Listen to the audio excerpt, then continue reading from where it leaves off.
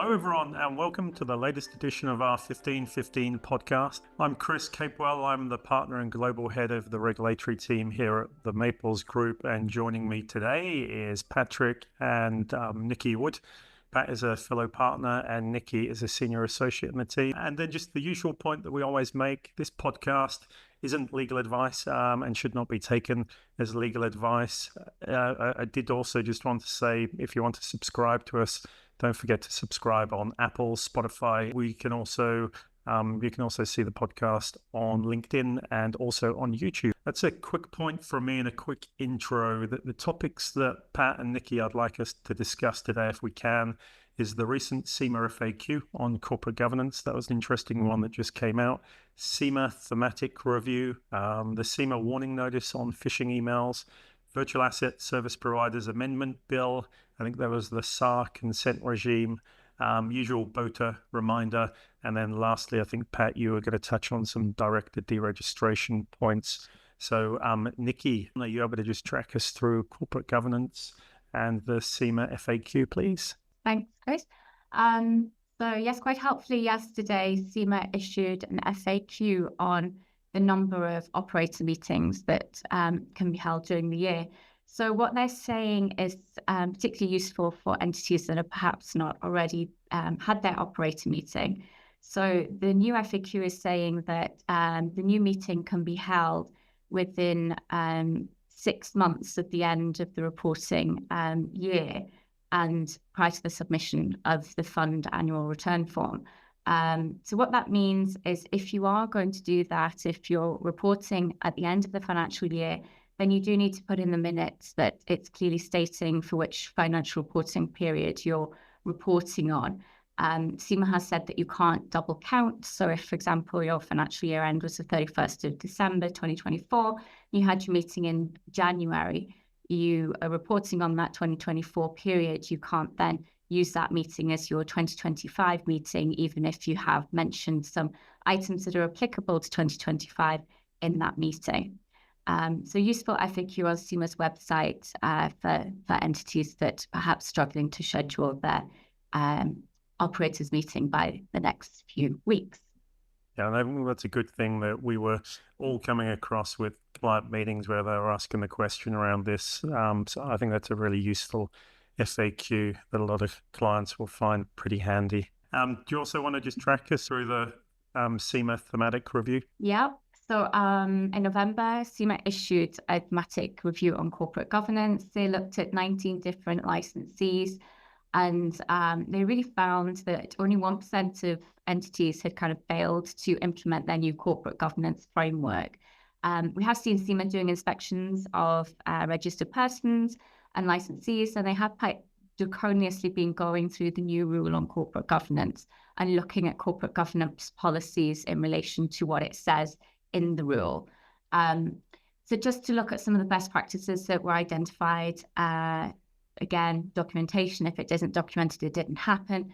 So good practices, thoroughly documenting your corporate governance framework, thoroughly documenting the minutes of the governing body, making sure that potential conflicts of interest are disclosed. If you said that you'll be declaring interest in one form, CIMA has picked up on that and said that, they want you to be consistent, that that's the form that they see the conflicts are declared on. We have seen kind of new work in terms of oversight and reporting that have been implemented, and this has been received well by the Cayman Islands Monetary Authority. Reports coming in from the different outsourced service providers. And as CIMA says, if it isn't documented, it didn't happen. So looking at the different board charters and corporate governance policies, all outlining what the board of directors or the governing body should be doing. So they're the best practices. So then looking at some of the areas for improvement, they did pick up on the fact that some notifications to regulators weren't noted within 10 days of any substantive changes in the corporate governance frameworks and documentation. The kind of failure to identify succession plans, like succession for key roles of the senior management and the board of directors, objectives and strategies of the entity. Often that's not something that's documented and then tracked through in the governing bodies. And also equally that there may have been informal meetings, which is fine to have, but if you do want to have your key decisions documented in minutes that are disclosable to the regulator, then you need to formally document those and have that disclosable. So if you are having informal meetings, think about the level of documentation that's required in those meetings. So that's all I wanted to cover, Chris. I think next I was going to talk about the phishing emails that have been coming out from. Yeah, please. There's been a couple of those, I think. So if you can touch on those, that'd be great. Thanks, Nikki. Yeah. So CIMA has published a couple of warning notices around phishing. One of the actual emails that was coming out was from AML surveys at CIMA.ay, which is actually a legitimate email address from CIMA, but somehow this site has been cloned, and there are emails coming out from Christopher Buick around saying that it's actually originated from CIMA. So if you do see a request coming from CIMA, I would always, use a telephone number from CIMA's website to verify that the information that CIMA is requesting is actually what it should be, and that it's not fraudulent. There have been some schemes going on around kind of offering fund recovery and cryptocurrency conversion services and things like that. So just to be mindful about verifying that the email address is actually and the request is actually valid. Yeah, or I guess just drop us a line, right? Or your usual Maples contact. I think we've got pretty good visibility over most of this when it's happening, and we'll know which ones are genuine ones that are going out. So if you do receive something, as Nikki said, just pause, either flick us an email or just sort of confirm that it is a genuine request from CIMA. Okay, anything else, Nikki? Oh, that's all from my side. Awesome, thank you. Pat, over to you. Do you want to track us through some VASP amendments? Yeah, recently the authority just issued the most recent amendment bill to the Virtual Asset Service Providers Act. This really is in relation to the tuning on of the license aspects of the regime. So that's for trading platforms and custodians. The changes to the Act are really just, as I said, sort of tidying up points that help really facilitate the two license aspects. I think industry was kind of hoping for some further, more wide sweeping changes, a little more clarity around items like tokenization of real world assets and tokenization of investment funds, etc. Those changes, I think, are still in the works. So I think industry is still hoping that there will be some further enhancements, some updated guidance in that regard, maybe in the new year. But the changes that have been made kind of just bring into alignment some of the authority's powers, which it has under other regulatory acts and regimes, just in terms of their enforcement, the ability to ensure that entities, are providing audited financial statements if requested, that the material changes are notified to the authority under this particular regime within 30 days.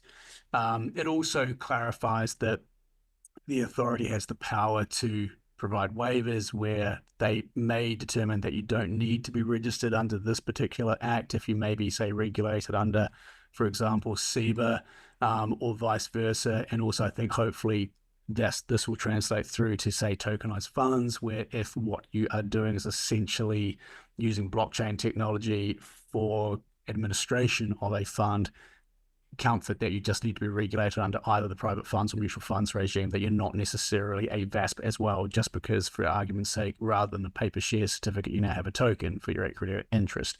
So there's a few tweaks in the edges there, but we're just hoping we'll get some more clarity on this sector in the new year. And Pat, are you seeing more and more digital / virtual asset queries in your practice? Yeah, I am. I mean, to be honest, there's been a very large uptick in interest really since the announcement of the US elections. I think that really has had a major effect globally on all of the crypto markets. I mean, even over the last sort of 18 months and building up to the most recent, presidential announcements, we've seen more institutional clients become particularly interested in this space. There's a greater sort of allocation of institutional money into this area. We're seeing a lot of interest from large institutional clients that want to have tokenized investment funds as well. So the industry is, in a way, starting to mature a little bit. We're seeing sort of a split between what is more, traditional financial instruments that people are now looking to tokenize versus more fintech type business activities as well, and a little bit of a clearer sort of bifurcation in the industry. So it's good. It's exciting. It's exciting globally. It's exciting for Cayman. We're very happy to be part of it. I've been having a lot of very kind of useful and helpful discussions with the authorities. So looking forward to 2025 for this. Yeah, we may end up having a token for the 15-15. I'm just kidding, by the way, just to be clear on that. You touched on the US presidential elections. I was going to talk about BOTA next, but I think probably important also just on the US corporate transparency. There's been some really significant developments there. Very recently, I think it was around the 3rd of December, there was a district court decision in Texas, I think it was.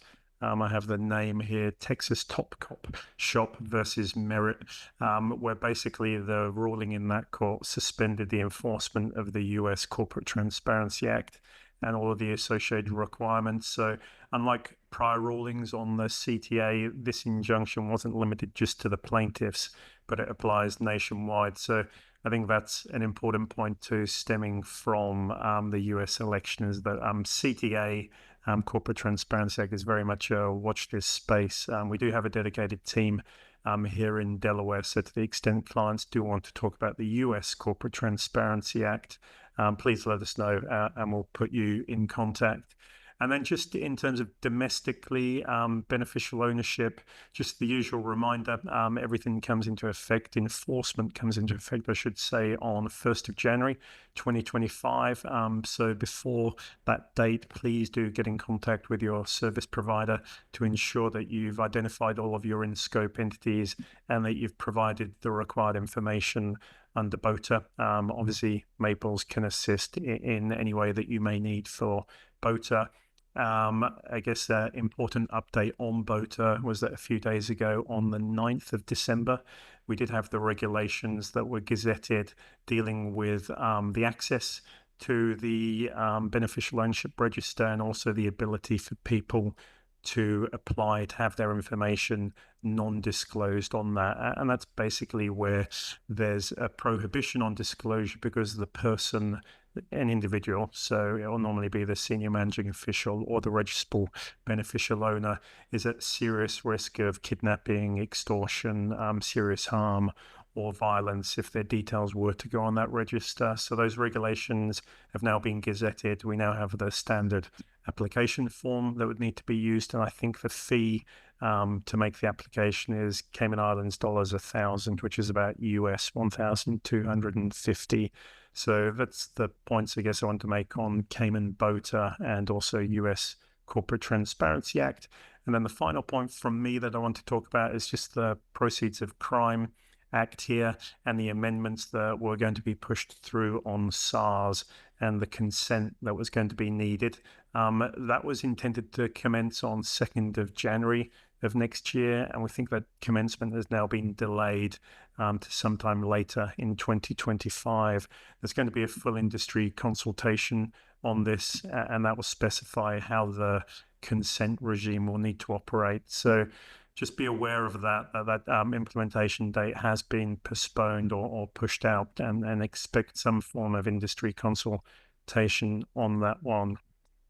Yes, Chris, I was receiving a lot of questions on that actually, because obviously there's that risk of tipping off if your fund disclosed a suspicious activity report and then you've received a redemption request, so you need to distribute some dividends, and you can't then do that without having the consent from the regulators. So how does that balance? I think we do need further guidance on how that will actually work in practice. Yeah, completely agree. It's come up quite a lot, actually, I guess because of our role is that we're often dealing with the compliance teams within organizations, and it's coming up in a fair amount of meetings where they're asking for the clarity on it, timing around it, and what the process may mean, because there is potential liability there. So it will be key when that comes through that we're involved in the consultation too.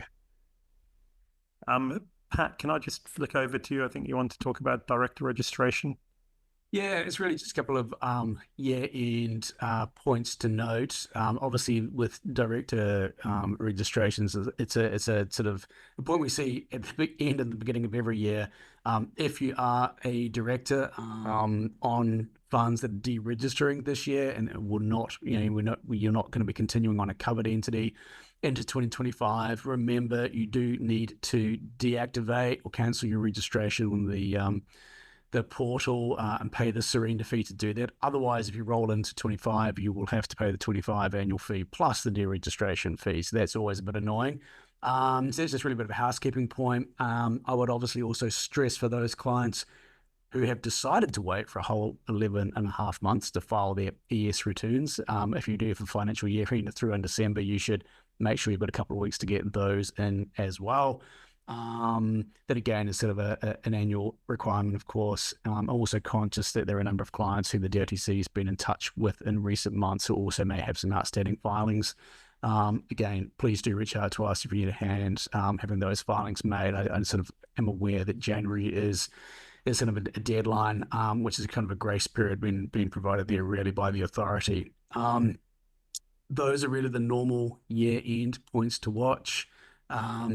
Other than that, I think January will be quite exciting. I think we're aware that there's a couple of new bills that are going to be tabled in early January. So I think 2025 will get off to a good start for the regulatory scene. Yeah, 2025 is looking busy, eh? It is. Can be a blessing in disguise. So we'll see how we go. All right, Pat, thanks very much. Nikki, thanks very much. Wishing everyone the best for the end of the festive period coming up, and we'll speak to everybody in the new year. And thanks again, Pat. Thanks, Nikki.